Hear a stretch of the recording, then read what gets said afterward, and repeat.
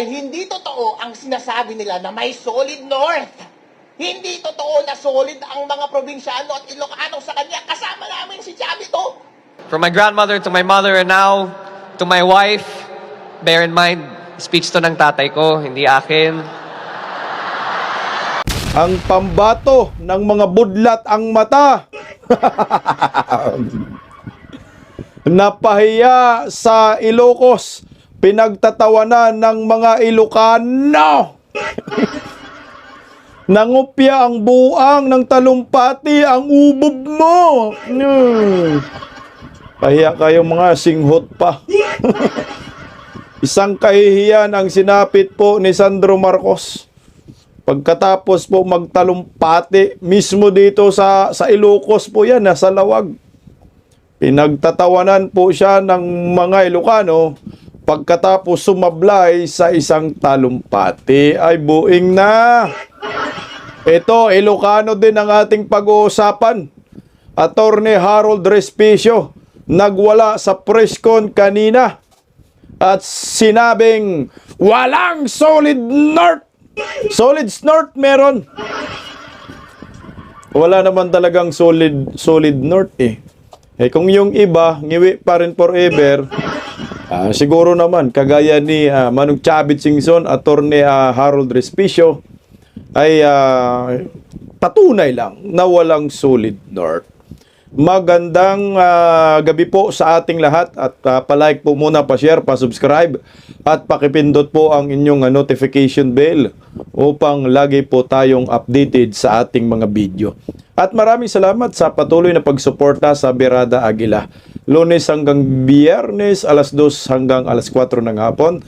At suportahan po natin ang pangalawang YouTube channel ko po, ang Bisdak Historiador.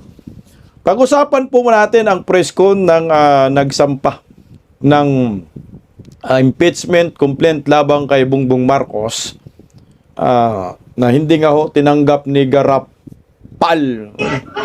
Garapil ang naturang impeachment. Sila po ay naglabas ng kanilang statement ngayong araw at press con at agaw iksi na po ang isang Ilocano din po na si Harold Respicio.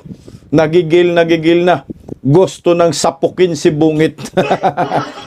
Pati sinigaw sa buong madla na siya na walang solid north. Ito, pakinggan po muna natin itong magaling na abogado.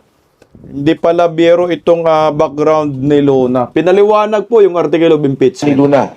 Just a background, Attorney Manny Luna was one of those also who filed against Chairman Andy Bautista during that impeachment process along with Kong Jing Palas and Attorney Tomasio. Attorney Manny?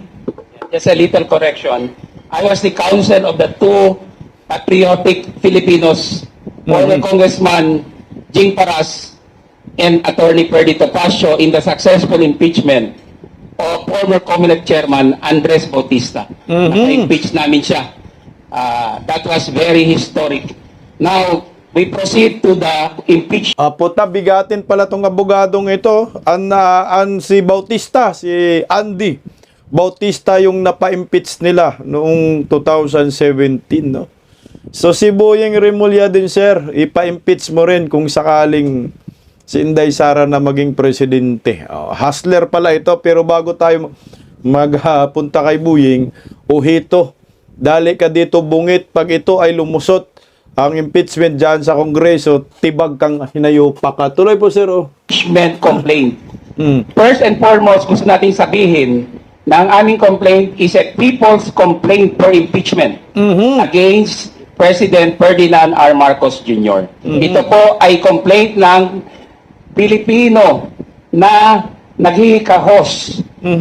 Pilipino na dinaya at pinagkait ng magandang kinabukasan. Pilipino na ninakawan ng pera. So the first ground namin is itong fiscal irresponsibility of the President. I would like to state the first ground. The respondent, Ferdinand R. Marcos Jr., culpably violated Article 7, Section 22 of the Constitution in recommending unprogrammed appropriations and not vetoing increased unprogrammed appropriations in the General Appropriations Act of 2023. Anong ibig sabihin nito? Alam nyo, yung unprogrammed appropriations cast a big shadow on the budget since 2023, kasama yung 2024 and 2025. Mabigat. Dahil ito ay walang clear financing sources, sa palagay namin, unconstitutional ito. In fact, there's a pending petition in the Supreme Court that calls for the declaration of unconstitutionality ng ang program appropriations.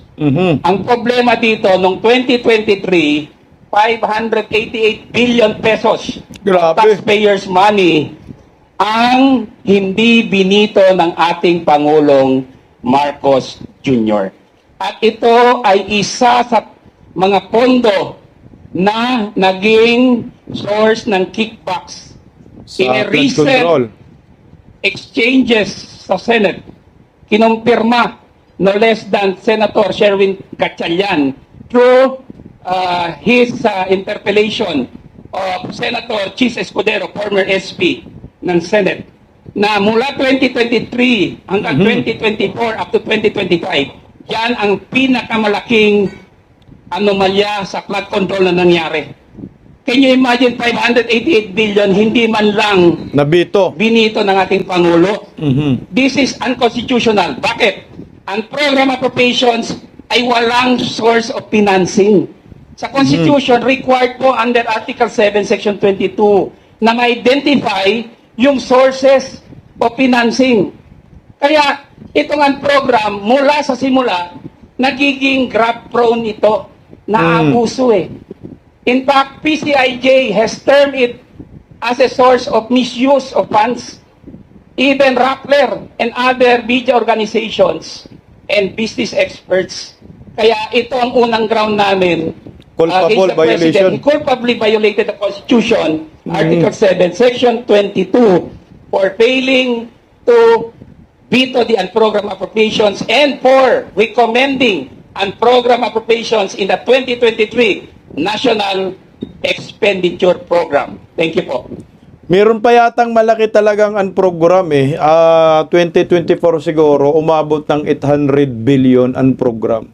Puta, walang audit-audit yan eh. Talagang wawaldasin nila. Ang masaklap niyan, hindi malinaw kung ano, saan pagkukunan. Pwede uutangin yung mga inuutang nila dahil nandun po sa nandun sa General Appropriation Act. Pag umutang sila, for example, 800 billion, automatic mangutang kayo kasi nga nandyan sa General Appropriation Act, batas po yan, na kailangan punduhan. So ngayon, saan mapupunta yun? Wala rin naman nakalagay na proyekto. Puta, tiba-tiba ang bulsa ni Bangag. Kaya ito, napakagandang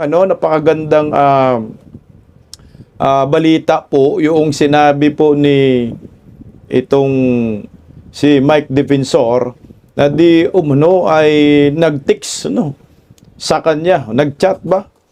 Si Saldico na pag ito ay mag-materialize ang naturang impeachment at matanggap, ay willing si Saldico mag-testigo, state witness laban po kay Bungit. Ito po, tuloy po natin, kinggan natin.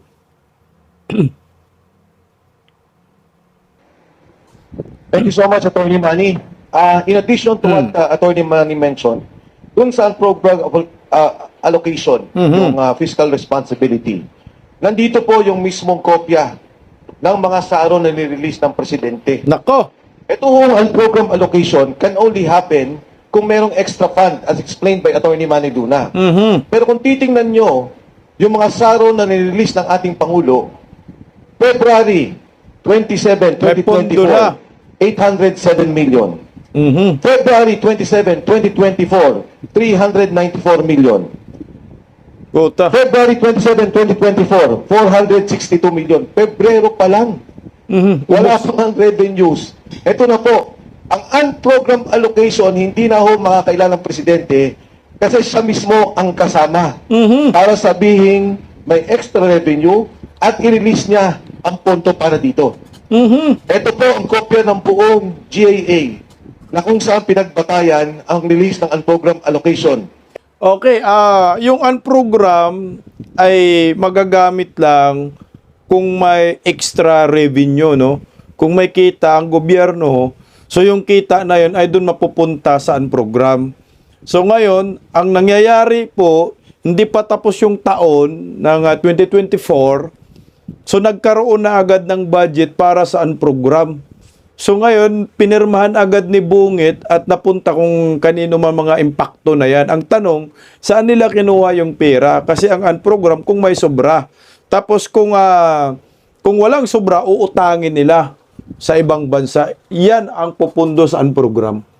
And again, as pointed by Attorney Manny Luna, lahat galing, lahat napunta o karamihan, majority, flood control. Ang aking pong topic, based on the impeachment complaint, is the health, yung Philippine Health Insurance. PhilHealth. Yung ating pong PhilHealth. Again, nirelease po to ng ating gobyerno, 89 billion. Maputi na lang, nahinto ng Korte Suprema at 60 billion lang ang napunta doon Ito sa talaga, National Fund. PhilHealth. Another fund is the PDIC. Yung PhilHealth to, kung titingnan nyo ang history ng PhilHealth, nauna po yan nung ginawa ni Gloria. GMA, nagkaroon with cooperation with LGU para sa mahihirap. Minna lang. Nung po si Pinoy, in-expand niya ang mga benefits ng mga mahihirap. During the time of President Duterte, ginawa niyang Universal Healthcare. Kaya po, ang pondo ng national government every year, on average, 80 billion, nagbibigay tayo sa PhilHealth. Pero yan ay kontribusyon ng bawat isa dito. Yung kontribusyon ng national government para tulungan ang senior citizens at ang mga mahihirap. Kinuha ang pondong ito Ninakaw. na 89 billion na nahinto nga po. At again, saan napunta yung pondo? Napunta sa mga Unprogram. mga high kickback, unprogram, high SOP, no, na mga proyekto, yung flood control program. Kasama ho ang PDIC. Ang PDIC ay dapat insurance ng bawat Pilipino sa bangko. Pag naglagay ka ng pera, nagsara ang bangko, Kinuha meron din. babalik na pera sa'yo. Kinuha din ang 107 Puta. billion Tindi. at nilagay sa national government funds. Ah. Ito ay isang malaking paglabag. Hindi lamang sa saligang batas, hindi lamang sa batas ng PhilHealth, sa Universal Healthcare, kundi pagyurak sa karapatan ng bawat Pilipino. Di ba ang sabi ni Dr. Martin Lianchon, imbis na expand mo ang PhilHealth program na sa ibang bansa, Tony Lianchon, ang sinabi niya, imbis na expand ninyo ang PhilHealth, na tulad na ginagawa ng Singapore, Japan, Korea, 10% lang ang kontribusyon ng kahit sino sa mamamayan nila. Kahit na maluba ang sakit. Eh dito sa atin, almost 40, 50, 60%. Pag nagkasakit ka, wala halos nakukuha ang benepisyo. Walang pambayad. Yan ang tingin namin pinaglabag, ang ginawang paglabag ng ating Pangulo. He was involved in the transfer of funds at paggamit ng funds na to para sa mga flood control at high kickback projects. So with that, Ang sabi nga dyan ni Tatay Digong, yung ginalaw nila yung PhilHealth, malversation of public funds yan. Wala pong piyansa yan. Kaya dapat ka bungit ka, hinayup pa ka, dapat ka talaga ma-impeach. Kasi sobra-sobra yung kagahaman nyo sa pira, itong mga Marcoses. Sobra-sobra yung pagnanakaw ninyo. Mula noon hanggang ngayon, talagang record-breaking yung mga Marcoses sa pagnanakaw. Tuloy oh. we go to point number 3. Nila, if there are excess funds, pwedeng gamitin.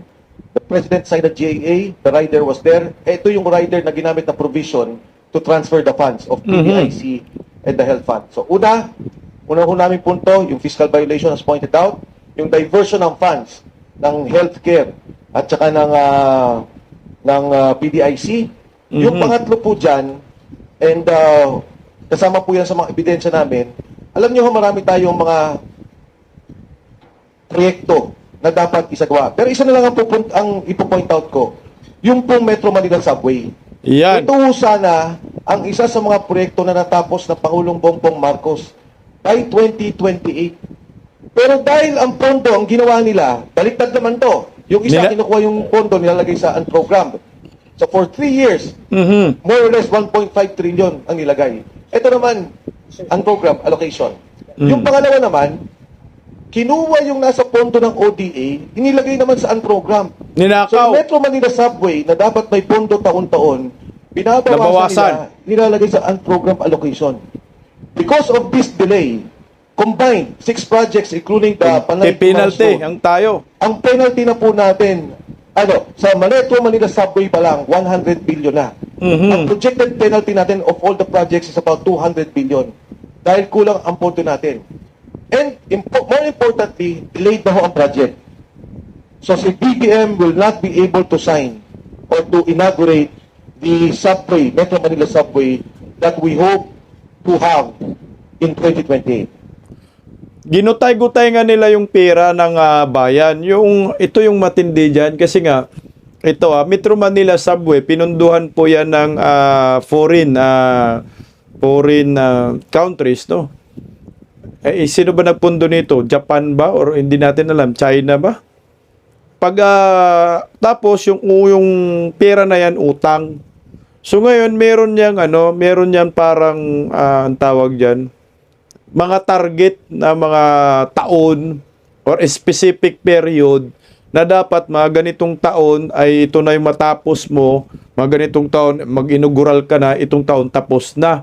Kasi pag hindi mo maano yan, masusunod, pag pumalpa ka dito, automatic magkakaroon ka ng malaking penalty dito sa proyektong ito. So magbabayad ka pag na-delete mo yung pagpapagawa.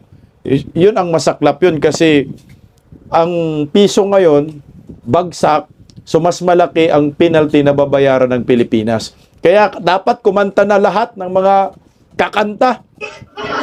Kaya ito, sabi nga ho ni defensor, na itong si Saldico ay willing daw mag-testify or magiging state witness labang kay Bongbong Marcos.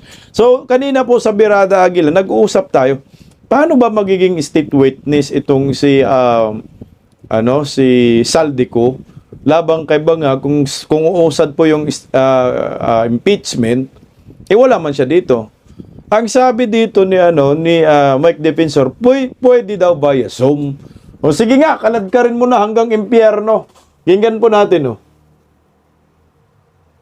I-announce also, kasi dito po, nandito na sa articles namin, pero Saldico mentioned 25 billion pesos na siya ang nagdala. Pagkatapos nagkaroon ng investigation kailan lang sa Blue Ribbon Committee, in-establish ang tamarin na drop-off point. Ang sabi ni Saldico, nag-deliver ako ng 800 million kay Jojo Cadiz at one time at 200 million kay Yusek Jojo Cadiz. Yeah, si Cadiz. Para dalhin kay Pangulong Bongbong Marcos. Kagabi ho, nagpagbigay ng mensahe si Congressman Saldico. Ang sabi ni Congressman Saldico, kung papayagan ako doon sa ifinal ninyong impeachment to become a state witness, kahit nasa Zoom, kasi ginagawa naman po natin yan under suspended rules, ay tatayo siya na witness dito sa grupo na nag-file ng impeachment case. So salamat po on the articles of impeachment. So, good news po yan para sa akin. Ayan, magandang development po ito para sa mga nagsasampa ng impeachment. So, ibig sabihin, meron silang star witness.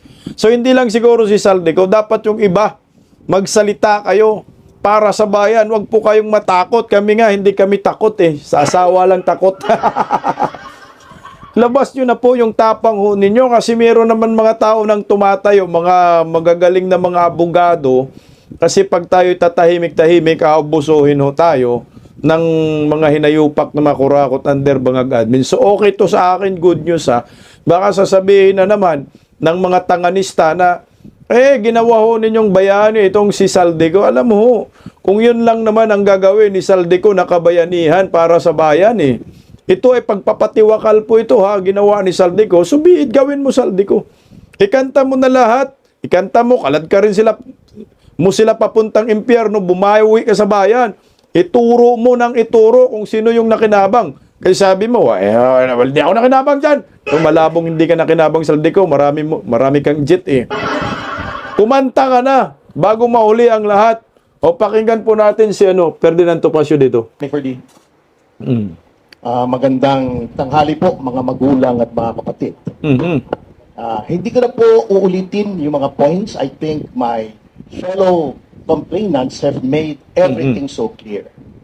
Ang nais ko lamang pong sabihin, very briefly, ay the common thread that runs through all of these accusations is the policy of the present administration of Bendalo. Buying yan Bindalo. Why am I saying this? Some of this may not be included in the complaint, but in law, sa batas po, previous acts constitute pattern that will prove the allegations being made. Ano yung policy nitong administrasyon na to na Bendalo na napapunta kaya merong Unprogrammed funds. allocations na sinabi na ng Korte Suprema in the 2013 case of Belgica na unconstitutional. Ito po, tingnan nyo kung paano binibendalo. Kaya dapat pong matigil na to by removing the president. Patay ka, bungit, no? Alam mo kasi itong hinayupak ng gobyernong ito, sila talaga nagpauso yung Bendalo na yan Pastor Kibuloy, Tatay Digong, pati si Bantag, dali din dito dahil sa Bendalo, hanggang ngayon yan pa rin ginagamit nila. O paano daw matuwid? Di tanggalin si Bangag, tuloy, Atty. Perdi. Nakasasabi lang po nitong mga kasama ko, yung kay Presidente Duterte. Di ba, Ito kakasabi pa, lang natin. Kung napansin nyo, even before that, for the first time in legislative history, mayroong committee hearing sa Blue Ribbon. House, wherein House the pala. council was physically prevented from advising his client. Ako yun sa Quadcom. Again, for the first time in our country's history, yung rules regarding the appointments and consideration of the JBC, ignore. Anong ginawa?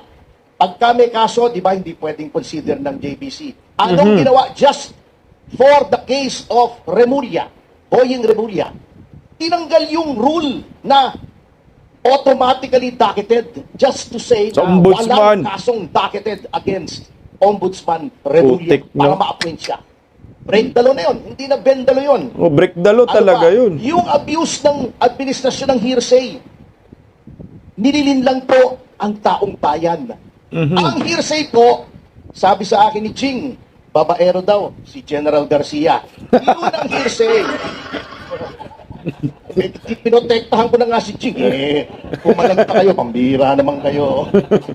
Pero pag nakita ko mismo na ng bababae si Ching, ayan, binalik ko na kay Ching, hindi po hearsay yun. Totoo yun. Kaya yung sinasabi ng hearsay si Saldico, hindi po. That is eyewitness testimony. Matibay Correct. po yun. Yung sinasabi nilang si Leviste ay dapat i-authenticate yung Cabral files, mali po yun. Mali yung ginagawa ni Ping Lacson. By the mere fact that a person was placed under oath in the PRC Automatic. hearing, at sinabi niyang nakuha niya yung kay Cabral, siya mismo. That is proper authentication under the law. Pero sasabihin nila hindi. By the mere fact that a member of the family ay sinabing out of her own personal knowledge na gumagamit ng droga ang Pangulo, hindi po hearsay yun. Wala pong hearsay doon. Si Gutesa, the mere fact na sinabi niyang nag-deliver siya ng pera kay Martin Romualdez, hindi po hearsay yun. Eyewitness account po yun. Bendalo na naman. Yung bribery ng magkapatid na Remulla, inalokay sa 1 billion daw, 2 billion. Mo yun. Attempted bribery yun. That is a crime. Anong Puta. ginawa nila? Pumunta sila sa media, sinabi nila, oy, may nag-attempt na mag-bribe sa amin, ayaw naman sabihin kung sino. They were sworn to uphold the laws and faithfully execute the same. Bakit hindi nila sinunod yung batas? Tanaw, mga salo talaga sa lipunan itong Remulla Brothers. Bongbong Marcos, anak ka ng kagwang, tigil mo na yan, kakasinghot, no? Nadadamay tayo sa kahibangan nila, Maraming bindalo, hindi lang bindalo, breakdalo talaga itong gobyernong Marcos. Kaya dapat husgahan na ho ito. Tuloy lang natin ng konti. Yung restitution na sinasabi nila, Yung ipinaglalaban ni Marcolita. Ito, very tricky ito. I hope you will give me 5 minutes, Congressman. Alam nyo kung bakit tumututulo po kami sa restitution? Ikikwento ko po sa inyo. Yun pong restitution, unang-una, wala po yun sa witness protection law. Opo, tangina, narinig mo yan, Buyeng. Lahat yan, magagaling na abogado. Di tama si Marcolita at Lacson. Oh. Pangalawa, yung restitution po, very tricky yun kung igagawin mo yung kondisyon for inclusion in witness protection. Bakit? Ako, nagnakaw ako ng 1 bilyon. Sabihin ko sa DOJ, boss, babalik ako ng 400 million. Huwag mo akong kasuhan. Yung 200. Oh. Di 400 million ba ako? Witness protection, state witness, wala na akong criminal liability. Kaya nga Absuelto eh. na ako. Puta. Ngayon, Mali yun. sinasabi ni Fadulion, pwede daw mag-agree ang DOJ sa restitution kung anong amount. Hindi po Puta. pwede. Why? Allowing a person who stole from government to keep part of the loot is a contract that is contrary to public policy and therefore null and void. Hindi po ako nagsabi niyan. Yan ay nasa Korte. civil code. Look it up. Kaya po, in order to recover ill-gotten wealth, yung sinasabi ni Boying na, pagtatawa na naman tayo niyan. Hindi natin ma-recover. Binigyan agad natin ng immunity. Hindi po. Mali po si Boying dyan. Meron pong provision for civil forfeiture of ill-gotten wealth. Paano po? Ang Office of the Solicitor General ang magpa-file sa korte. Bakit po sa korte? Sapagkat hindi mo basta pwedeng sabihin, hindi pwedeng sabihin ng DOJ, ang inakaw mo ay 500 million, 600 million. Kukunin namin. That is deprivation of property without due process of law. Who determines kung magkano ninakaw? Ang korte. Kaya sasabihin nila, mahirap sa korte. Hindi po mahirap. Unang-una, aside from the fact that that is the process provided for by law, kapag civil forfeiture po, there are two presumptions that are in favor of government. Number one, the presumption that all assets over and above the legitimate income of a public official is presumed ill-gotten. Siya ang magpatunay na hindi ill-gotten. Number two, since it is a civil suit, it is civil in nature. Preponderance of evidence lamang ang kailangan. Hindi proof beyond reasonable doubt. Kahit maabsuelto yung tao, pwede pa rin kunin. Because it proceeds independently of any criminal action for graft, plunder, malversation, etc. against the erring official. Kaya po sa korte, ang mangyayari pag sinali mo yung restitution sa pagpasok sa witness protection, that is fraught with the danger of graft and corruption. Magkakatawaran yan. Correct. Kaya hindi po nilagay yung provision na yan sa witness protection. Kita nyo na. Pagkatapos, dinedefensa nila. Bakit? Gusto nilang, they want a piece of the action. O, di ba? May kumita dyan. Kita nyo eh. Kung bakit, binibentalo na naman yan. O. Doon sa impeachment, bentalo na naman, kahapon lang. O. Can you imagine? Sinabi na sa Section 3, Rule 2 ng Rules on Impeachment, ang office of the SecGen. The SecGen is not the office of the SecGen. The SecGen does not exercise all the powers. The SecGen does not bring the powers of the office of the SecGen with him or her when they go abroad. At fundamental po with any office, any office in government, kapag umaalis yung hepe, may OIC. Bakit ayaw tanggapin ni Attorney Momoy? Sa Longga. Ba? Hindi, Moy, di ba? Mumoy. Oo. Five, ha? Okay, whatever. Hindi ko nakakuha yung... Momoy. Kasi namumutla kahapon eh, kaya medyo... Kinuyog eh. nanginginig eh. Okay, anyway. Tayo ba nag-file tayo sa hukuman ng kaso, kailangan nandun yung juez? Kapag nag-file ba tayo ng appeal sa Office of the President, dapat nandun yung Pangulo sa Malacanang? O, bakit ito? Kapag nag-file ka, kailangan nandoon yung Secretary General. Wow naman, di ba? Ganun siya, makapangyarihan. So, ito po ang pattern na gusto namin i-break. You cannot ignore the law. You cannot bend the law. You cannot be violating the Constitution and the laws without facing the consequences. Because as President, lahat po yan, ikaw ang may command responsibility. Sabi nga ni Roosevelt, di ba? Si President Roosevelt, meron siyang nakalagay doon sa kanyang desk, the buck stops here. Kahit ano mangyari, ako yan. O, kung may credit siya yon, kung may kasalanan siya rin yun because he's the head of the executive department, and when he made an oath nung siya ay nahalal. Sinabi niya, he made a solemn oath that it will be his duty to protect the Constitution and faithfully execute all laws. Kaya po meron ito na petition ito because hindi niya ina-execute ang law, ina-execute niya ang lahat ng tao na sumusunod sa batas. He is not only bending the law, he is breaking the law. Salamat po. Thank you so much. At hindi ho ang mga abogado na magsampa ng impeachment labang kay Bungit kaya natakot si Garapal, hindi po tinanggap dahil mabigat yung mga akusasyon. Pero anyway, tingnan natin sa Lunes, malay natin no, magmilagro. Tapos biglang tanggapin ng Kongreso, no, ng Secretary General na si Garapal. Alam mo si Garapal, yung asawa daw niya ay isa sa miyembro ng CPP-NDF. No, nakikita ko dun sa post ni Mama Lutikia kasi may nagtanong dun sa post niya. Na 'di ba itong si Garapil ay asawa ng isa sa mga miyembro ng CPP-NDF? Sabi ng ni Malutikia, yes. Putang ina no. Yung gobyerno ngayon, napalibutan pa lang ngayon ng mga komunista, gobyerno ni Bangag. So, ang nagpapatakbo ho talaga ng gobyerno ni Bangag ay mga makakaliwang grupo. Kaya pala si Tatay Digong mabilis na tinarantado ng mga hinayupak. Yun ay produkto ng Bendalo. Okay. So, ngayon, pag-usapan natin si ito, dalawang Ilocano pag-uusapan natin. Si Sandro Marcos at siyempre, yung isa sa mga Ilocanong galit na kay Bungit, gigil na gigil. Na sinabi niya, walang solid north. Itong si Attorney Harold Respicio, nakakadala yung angas talaga ni Attorney Harold Respicio. Gigil na gigil dito. Pakinggan natin, oh yeah baby. Yeah, pare! Di ba? Ako po sa inyong lahat and thank you so much for coming dito sa aming press con. Ako po si Attorney Harold Respicio, elected Vice Mayor ng Reyna Mercedes Isabela.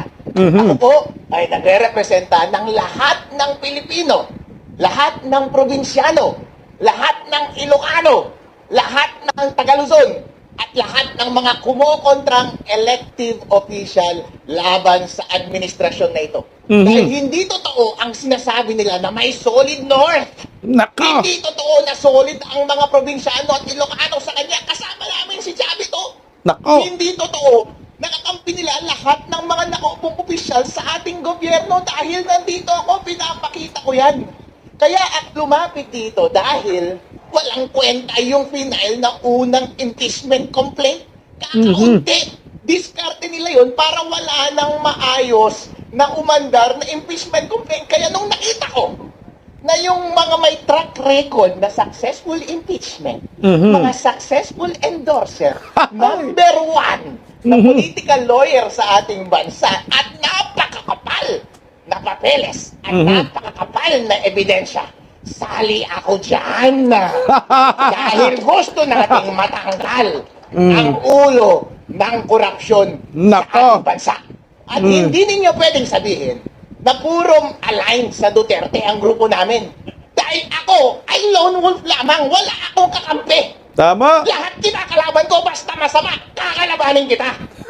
Ay! Kaya nandito ako para patunayan Galing. na merong totoong nangyaring graft and corruption. Ito po ang discussion namin sa aming complaint. Naniniwala ba tayo, meron pa bang doubt na merong malawak ang nangyari na nakawan dito sa ating bansa? Inamin na nila, hindi ba? At inamin na rin nila at alam na rin natin na ang grupo nila ang nagnakaw. Si Saldi, si Romualdez, at si BBM. Ang problema na lang ngayon ay nagtuturuan sila! Ngayon, kung nasa korte tayo ngayon, ang question na lang ay yung credibility. Ang credibility ba ni Saldi versus yung credibility ni BBM? Ngayon, ano ang credibility ni Saldi? Pinento niya na lahat yung modus. Yung unprogrammed appropriations, yun ang paraan. Correct. Pag nanakaw sa budget ng PhilHealth, nagkasakit si Congressman Jing Paras, hindi na siya makakakuha ng benefits sa PhilHealth. Yung aking bangko, kapag na-bankrupt, wala na akong makukuhang pera dahil kinuha na nila yung pera sa PDIC. PDIC. Kwento na ni Saldi, lahat ng kanilang paraan specific. Nagde-deliver ng mali-maleta sa Malacanang, sa Falls Park, 2 billion. Ayun, no, ang daming pera. Bilyong-bilyong salapi ang dinideliver amongst them. Yun yung isang side ng credibility. Ngayon, tingnan natin yung isang side ng credibility. Anong sagot? AI. AI daw. Kung ikaw ang husgado, sino ang paniniwalaan mo? Yung kasama sa conspiracy na tinuturo nila ang bawat isa o yung nagpapalusot na mastermind? Alam na yan. Kapag ikaw ang husgado, convicted yan. Kaya ang tanong lamang, ang simpleng question lamang, on the ground of graft and corruption, dito sa aming impeachment complaint, maniniwala ka ba kay Saldi? Kapag naniniwala ka kay Saldi at hindi ka naniniwala sa palusot ni BBM, impeach dapat si BBM dahil ground for impeachment ang graft and corruption. Yay, baby! No? Hindi lang Oh yeah, baby! Ito yung Ilocano na para sa bayan. Yung mga Ilocano dyan, okay ninam. Akala ko yun, okay ninam pagkain eh. Kaya, kininam. Okay ninam, bungit. Okay ninam, Sandro. Mga kawatan kayo. Sumuko na kayo. Tangina, no? Grabe talaga ang lakas ng loob ni Attorney Respicio, kaya nakakahanga talaga tong taong ito eh. Yung alam mo yung galit niya at saka pagmamahal sa bayan nandoon na talaga. Promise, pag tumakbo po itong senador tapos lilinya kay Inday Sara, iboto ko ho ito. Si Attorney Harold Respicio. Kasi magaling, matalino, matapang. Yun ang kailangan natin. Gusto niya ng malinis na panggobyerno. Ito yung patunay na ang pamilyang Marcos sa Ilocos ay hindi lahat po ng mga Ilocano ay nagugustuhan yung pamilyang Marcos. Talagang galit na yung iba dyan. Kagaya ho nito. Itong si Sandro Marcos, anak ng kagwang, nangupya ng speech, parang bangag talaga eh. Mana talaga sa tatay na, mantakin mo, mayroong isang programa dyan sa Lawag, at I think Centennial yata, putangin na eh, nag-speech siya. Alam mo yung speech? Yung speech na yun, kinopya lang niya, binasa lang niya, parang si Bangag. Alam mo kaninong speech yun? Putangin na, pag ikaw Ilocano, mapahiya ka dito eh. Pinagtatawanan siya ng mga Ilocano dito. Kaya wala talagang solid north. Mukhang snort yung meron. O, pakinggan natin yung idol ng mga budlatang mata. Tangina, nagbabasa kasi ito yung masakit ito yung problema sa mga Marcoses father and son. Mga ubob ba? Hindi kayang mag-speech sa sarili nila. Kailangan po nila may kudigo. Kaya ang resulta kung anong nakalagay doon, binabasa ng hunghang. Kaya tingnan mo, pinagtatawanan po siya ng mga kababayan niya. Since I was young, I've been surrounded by educators. From my grandmother to my mother and now to my wife. Bear in mind, speech to ng tatay ko, hindi akin. O, tingnan mo. I have seen. O, tingnan mo. O, pinagtatawanan ka. Nangupya. Alam mo, iba yung tawa dyan na parang natutuwa ka or nag-joke ba siya? Hindi eh. Talagang sumablay siya doon. To my wife. O, ulitin natin. Kasi nga, ulitin natin ng konti. Just making that clear. Tingnan mo ha. Since I was young, I've been surrounded by educators. From my grandmother to my mother and now to my wife. Bear in mind, speech to ng tatay ko, hindi akin. Olol! Nangopya ka ng speech? Ang kinopyahan mo, nakangiwi rin? Kaya ang resulta, bangag ka? Tangina, to my grandma, to my mother, to my wife. Tangina, no? To my wife. Dapat pinanindigan mo na lang talaga na meron kang wife. Eh, wala nga siyang asawa eh. Ewan ko, kung mahilig sa babae yan. Baka lalaki rin ang hilig. Eh. Di ba walang asawa? Pero bakit mo sinabing to my wife? O ngayon inamin niya na yung speech na ito ay speech pala ito ng tatay niya. Tang-inomin, no? So, putang na binigyan ka ng kopya, hindi mo inaral na yung speech na yan ay speech ng tatay mong. Hindi nakakahiya. Hindi pinagtatawanan ka dyan kasama pang lalait, oh. Oh. I have seen. Oh. Oh, di ba nagtawanan sila, oh? Just making Dapat that clear. binubo, eh. Boo! Dapat I have binubo. seen the countless sacrifices that teachers make every day. Tangay na, napahiya din siya dyan, oh. Lutang na lutang niya dyan, oh. Parang iwas ano na siya dyan. Nahihiya tuloy ako sa inyong lahat. Oh, lol! Oh. I have seen the countless sacrifices that teachers make every day. May this achieve Nahihiya tuloy ako sa inyong lahat. Putang ina.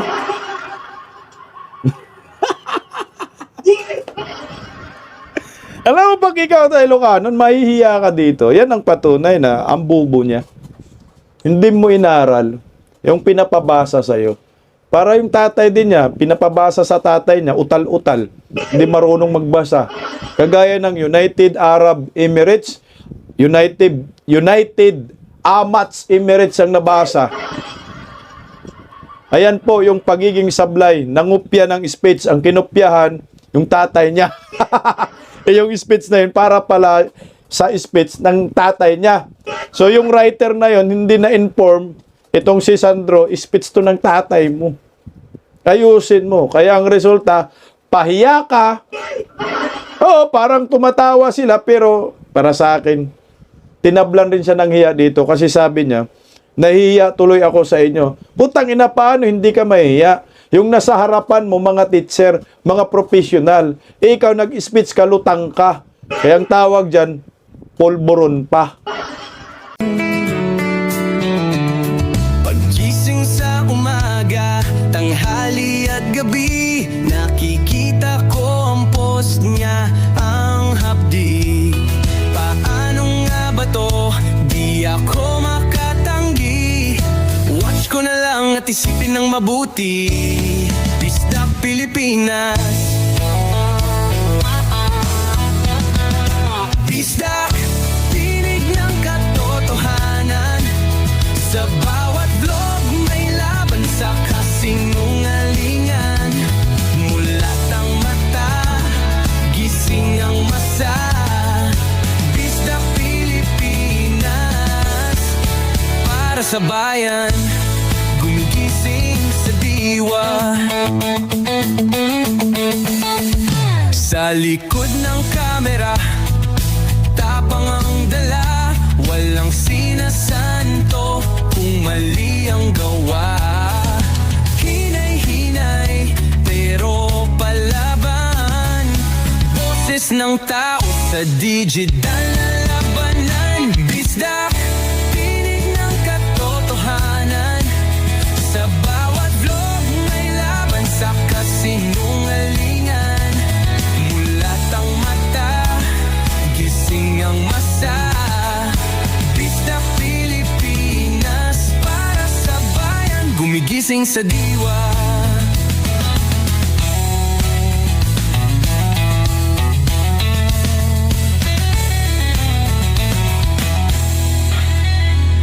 Hindi artista, hindi politiko, pero ang katotohanan, sigaw niya ay buo.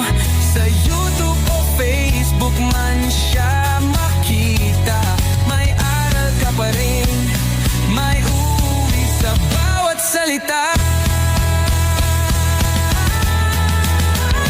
Bisdak, gising sa katotohanan. Di lang kwento, kundi panawagan. Sa bawat Pilipinong naghahanap ng liwanag. Bisdak Pilipinas, kasama sa pagbangon ng bayan.